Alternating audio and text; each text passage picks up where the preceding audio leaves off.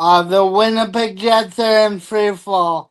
Uh, Thanks everybody for watching, and let's get into it. And when you look at it closely, it's not just the wins and losses, it's how they're losing. This team doesn't have an identity. Their details are slipping. And to me, it seems like it doesn't know what kind of hockey they're playing right now. So as we go through this week, game by game, don't just think about the final scores. Think about the common themes that are coming up again and again.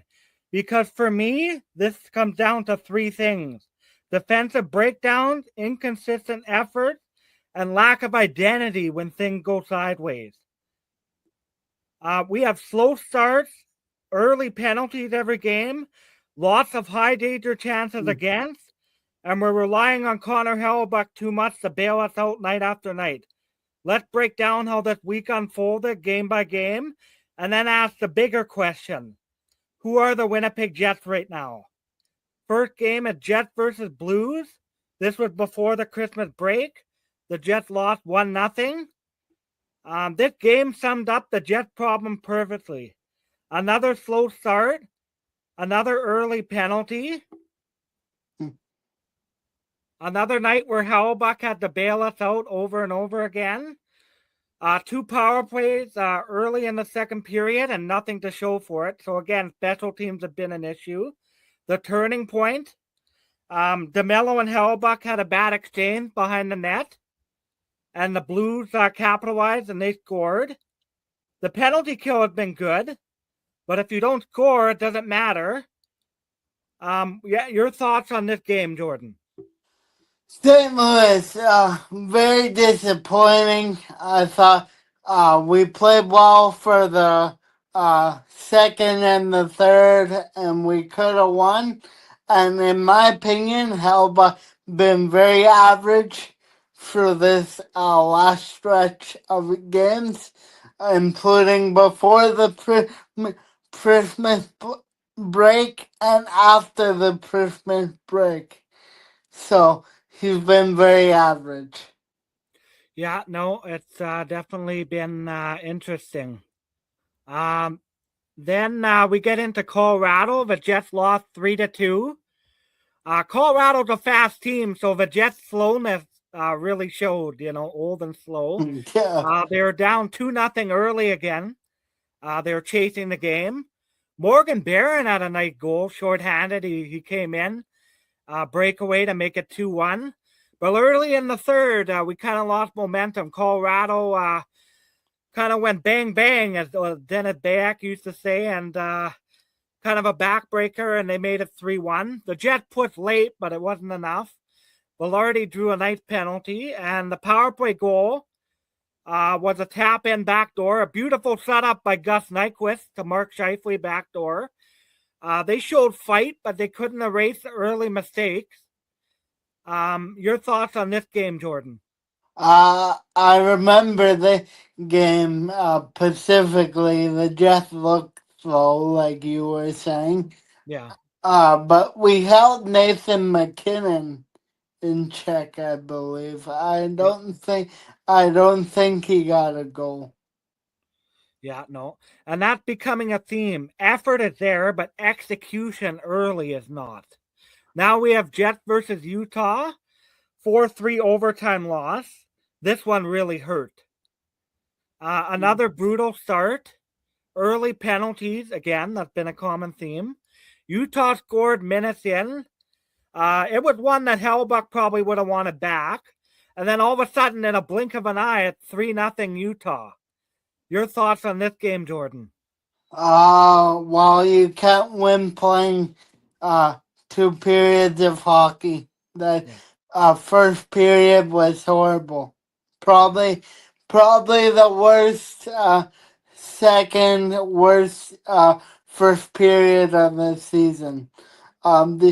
These efforts when they start the game is horrible. How you not know how to begin a game as a professional hockey player is beyond me. And you need motivation, then get out of this business. You should be motivated, not every night, but most nights. Yeah, Uh, to me, it's just mind-boggling how you're not ready to play. yeah, Like you think about it, hockey's their job, right? They should be ready to play every night, but it's been a common theme this year. Kyle Connor scored twice. I mean, nothing new. The first line's doing all the scoring on the power play, and then Morgan Barron tied it up late in the third. The Jets actually came back in that one. They show grit and character, but overtime lasted 13 seconds. Clayton Keller ended it almost immediately, so that was kind of a heartbreaker, I would say. But I mean, there's been a lot of that this year. yeah, I wouldn't say. Because Mm. if we would have played well, uh, I would say Edmonton was more of a disappointing loss than Yeah. Utah. Because Oh, sorry. at least the first period we played well, where Utah we didn't play well. And Yeah. Kyle Connor got his 300 points of his NHL career during the Or was it before goal? 300 goal. 300 goals, sorry, Yeah. of his career during this stretch of games. Yeah, and that marked their fourth straight loss. And by now, the question isn't effort, it's consistency. And we have this is coming out of the Christmas break now. Jets versus Wild, they lost 4-3 in overtime. This one hurt. The Jets actually played a strong game for one, Jordan. Yes, yes, they actually did. Yeah. I was really worried that we would be shutting out off early, Yeah. but they didn't, and we actually watched the whole thing. They basically played well until the final minute. Yeah, it's been a lot of these games. It's come to the point where like I don't even want to watch anymore. It's just depressing. Yeah. So But on the wild game, Erickson Ek prospect dropped Morrissey into the yeah, boards. A blatant non call by the ref. But if you're down the middle, you can't take a liberty there. You yeah, gotta just take a number and move on. So I would blame that on Dylan DeMello. yeah. No, that was definitely not a smart play by DeMello for sure. And then how about Scott O'Neill not putting Jonathan Taves out there for the penalty kill faceoff? He had Morgan Barron that was 1 for 6 on the draw that day, and Taves was like high 90%. Yeah, yeah. And that's all Jonathan Tate can do. I He know. can't pass, he can't put the puck in the net, he's slow, he can't really do anything. All he can do is face off and be kind of a pylon like Logan Stanley out there. Yeah, Morrissey opened the scoring in this one, and Shifley and Connor both had a goal and an assist. The game ended 39 seconds into overtime. They competed for the full 65 minutes, but once again, they couldn't close the game. At some point, close losses stop being unlucky and start becoming a pattern. Now, this next game, the Jets lost to the Oilers 3-1. This game was frustrating in a different way. The Jets actually outshot Edmonton heavily, but Calvin Pickard stole the game, stopping 41 of 42. And I'll leave this to Jordan because he actually watched the game. I couldn't watch because it was on Prime. Yeah. Wow. We started good, but then Logan Stanley in the second period on a forecheck, and I forget the Oilers player's name, uh, but anyway, it went off Logan Stanley's stick and kind of up Mark Scheifele's stick, and that's how it went in the net. And the second goal was a PK goal. So Oh, yeah. uh, PK hasn't been our strong suit this year. We went 0 for 2 on the power play, so that could have been the game right there. And special teams, he's been a factor all year. They've been bad. Yeah, no, for sure. Calvin Pickard was good in that game. He stopped 41 of 42. Edmonton power play continued to do good. They're number one in the league. The Jets had chances, but again, they couldn't score. So that's Yeah. been a common theme with Yeah. secondary scoring. Adam Lowry scored in this game in his 800th NHL game. So congratulations to him. Yeah. Yeah. And it was too little too late, though. Offense wasn't great. Now we'll get into some big picture things. So what are you seeing here, Jordan? Slow start, early penalties, trouble finishing chances, too many one goal and overtime losses, and Hellbuck having to be perfect to just stay competitive. The Jets aren't getting blown out, but they're not dictating games either. Some big questions moving forward. Do the Jets have an identity right now?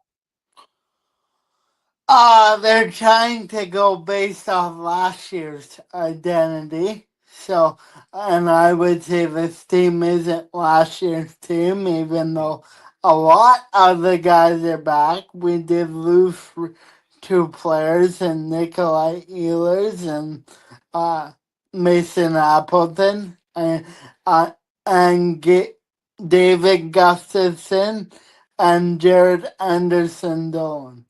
Yeah. Well, key thing, we lost a lot of young guys and a lot of speed there too, right? That's a key thing.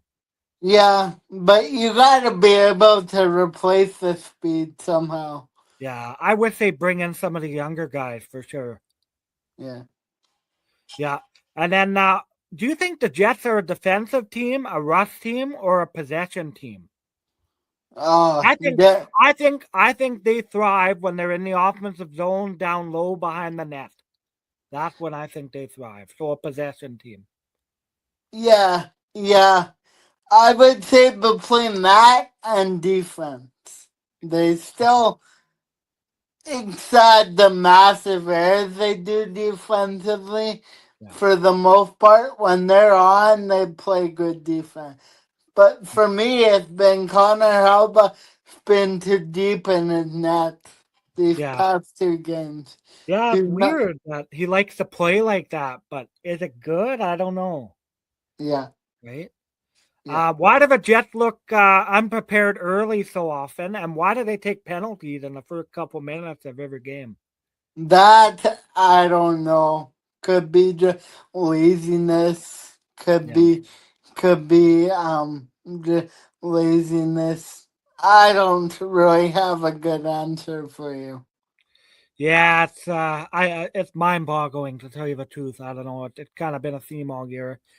Um, I'll ask you this, Jordan. Why is the urgency only showing up when they're already trailing? Why isn't it there from the start of the game? That's another one. Who knows? Maybe maybe they just want to lose and uh they don't want to try. I don't know. And then once they get down, they go, "Oh crap, get in the game now." So maybe they think they'll just win the game based on last year. I Yeah. don't know. Yeah, no, it's interesting because I think the penalties are an issue of we're too slow, we're not fast enough. And yeah, it's on the player starting slow, but I think it is on the coach too a little bit, Yeah. you know. And at what point do these close losses become a confidence problem? They can't seem to close out games. I think they already are. I Yeah, think at the uh for my opinion, I hope it changes, but I think this season is a wash. Once again, that's only my opinion. I'm not saying the Jets are done, but that's my opinion that this season is done. Regardless if we make it into the wild card or not. Because we'll play Colorado. So, yeah. Well, currently we're in last place, so it's crazy. We would be the first team to go from winning a President's Trophy to finishing last. That's just wild. yeah. Yeah, it's been frustrating. It's come to a point where I don't even want to watch anymore. It's just so frustrating. Oh, we'll watch and then just turn it off. Yeah, That yeah, that's been a that's what common will theme. happen. Yeah, Yeah, no, for sure. yeah, This this um this doesn't feel like a team. Well, I would say they are falling apart, but I don't think they know their identity. To tell you the truth, um, I think this is a sign of a bigger issue. I think it's the construction of the roster. I don't think our roster is built properly. I wish we get more youth in there for sure. yeah, yeah.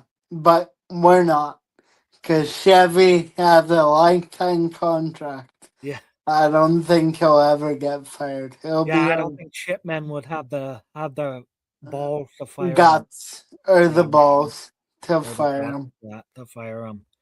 Let us know in the comments what you think about the Jets. In my opinion, I think it's time to panic, and I think we're in a free fall. We're currently in last place in the league. I have no hope left. So, but let us know in the comments your thoughts and your opinions, and we appreciate you guys watching.